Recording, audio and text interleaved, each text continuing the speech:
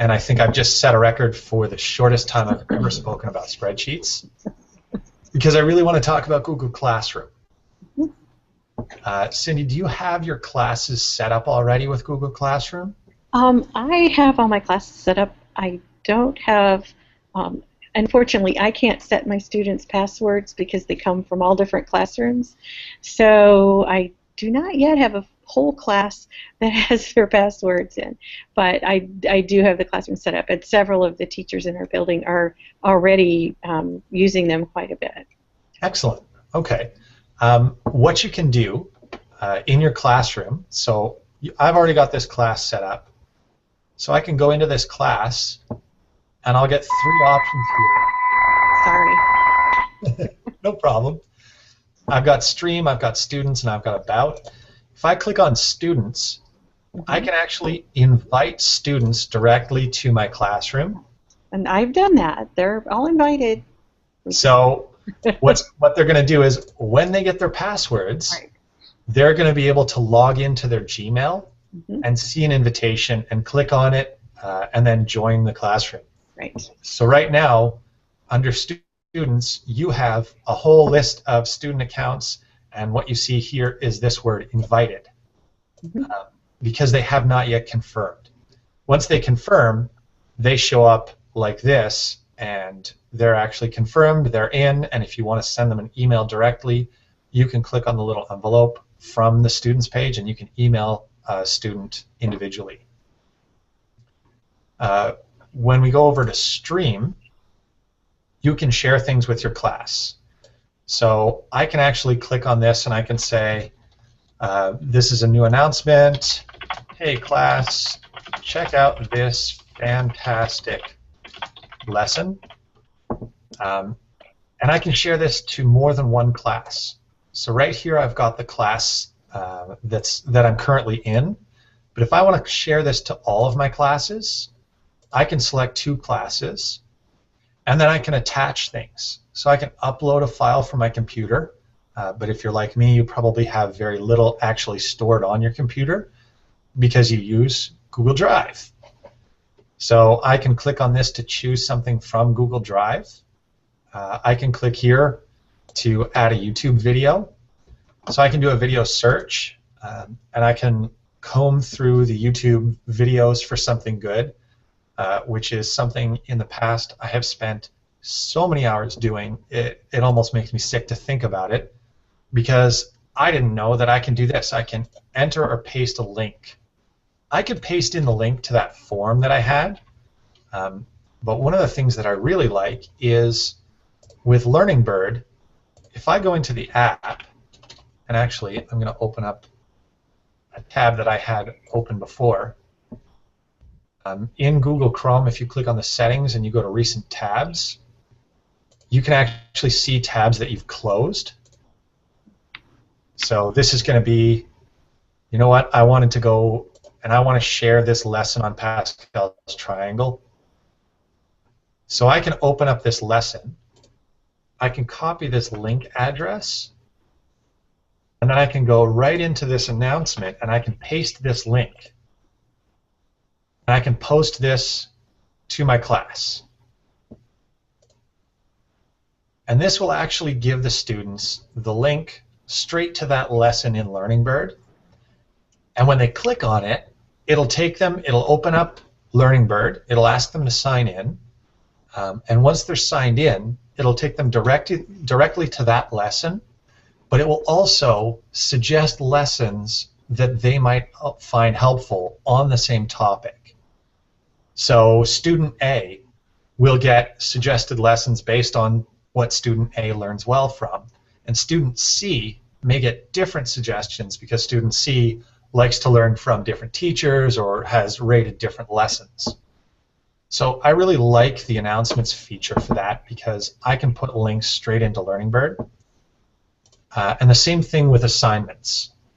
So I could say this is assignment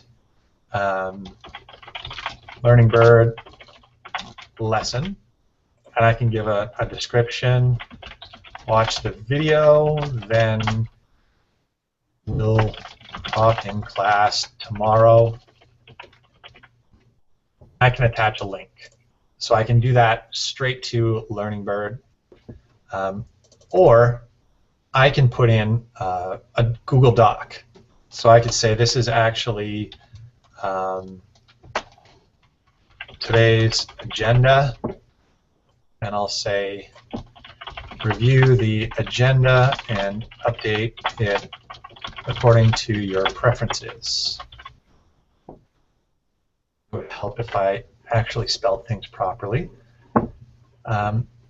And instead of including a link, because this is an assignment, I'm going to include a document from Google Drive. And let's say, you know what, I'm going to include demo. So now that I've got this document, I have a few different choices here. I have students can view the file, which is the exact same as sharing it with the view-only permission. But I can click on students can edit the file, which will give every student in my class edit rights on one file all at the same time. If you're expecting everybody to work on this live all at the same time, it's going to be pandemonium because cursors move around and things get crazy. So I don't recommend using students can edit file for live collaboration. I like using it for question and answer type documents where if you've got a question when you're doing homework, I want you to go into this edit file, I want you to type in your question, and then tomorrow when we answer these questions, we're going to type the answers into this document as well, because that sort of keeps a live record where everybody can ask and answer questions.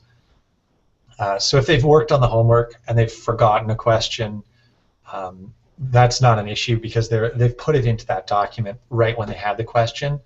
And quite often I'll get students who are not the typical students who will raise their hand to ask a question, but they may be the quieter students. It's a lot easier to just type a question into a Google Doc, and then we can go through it together as a group. The one I like for actual assignments is this choice here, make a copy for each student. What that does is when I choose, you know what, yeah, this assignment's going to be due tomorrow. Actually, you know what, I'll be nice, I'll make it due on Monday. When I click assign, what that does is it takes this document here, this demo document, and it uses it basically as a master copy and operates almost like a digital photocopier. It creates an assignment for every single student. It creates their own version. So if I click on assignment status, I can see the status for each student's document. So nobody's done any of these, obviously, because I just created it. But if I click on the student account, I'll be able to look at their status, I'll be able to send them an email, I'll be able to enter their grades. So this is the point in the webinar where I pretend it's a cooking show and I go to something I've prepared earlier because I want to talk a little bit about different status for assignments.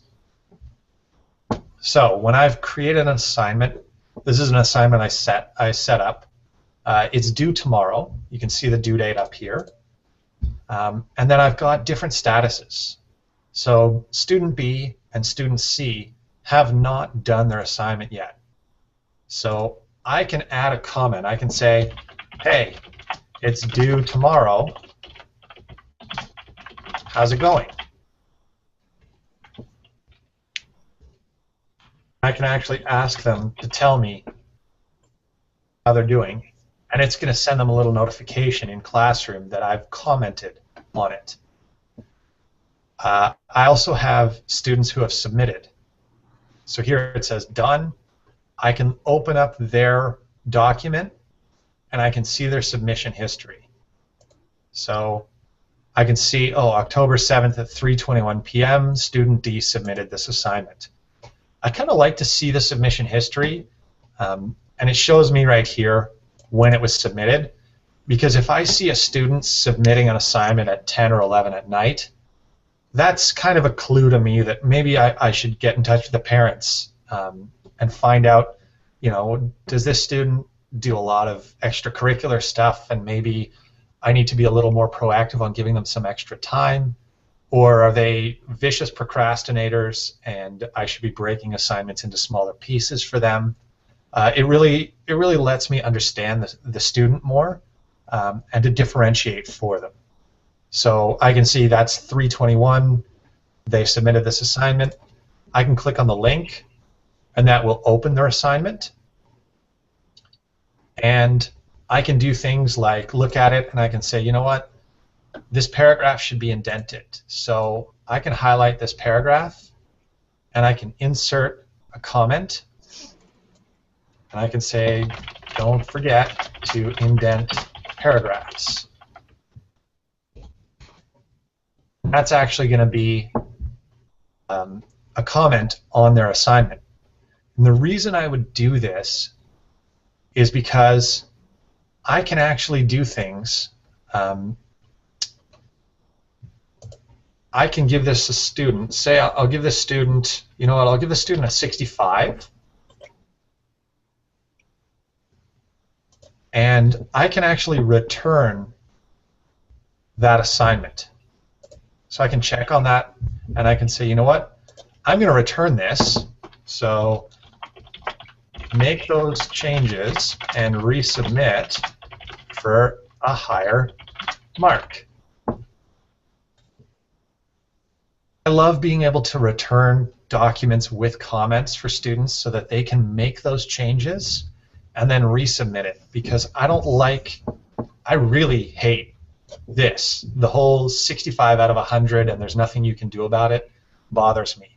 I like to make sure that it's an ongoing thing, and that even if they feel they're done, they may not actually be done with it. And what they can do is they can return the assignment again, and you can see here, resubmitted. So this student, they finished on September 30th at 2:12, and I returned it at 2:21 because I have no life outside of school, so I spend my time checking and grading things. And then they've actually resubmitted this. And right up until the time that this assignment is due, I can actually accept resubmissions. So I sent this student, nice job, it was a little sparse, maybe try to add some more meaty details. And then when I look at their assignment again, I can see, oh, look, they've actually made a lot of details. So there's a lot of meat in this assignment. And I can actually click on File, and if I really want to, I can see the revision history. So I can actually see all of the changes that this student has made. Now obviously we're not going to see a whole lot of changes here because this was a copy-paste document, but the revision history will actually tell me this student didn't actually type any of this. This is a copy-paste job. So if it looks a little bit fishy, that's a way to check when they were working on it, how much they were working on it. And then if I want to, if they're not catching all of my comments, I can actually click on this pencil up here, and I can click on Suggesting. And I can make changes to this document, and those changes are actually going to appear as a comment, and they're going to highlight. So this change, all I did was I indented this myself. But the suggested edit is format, indent the first line.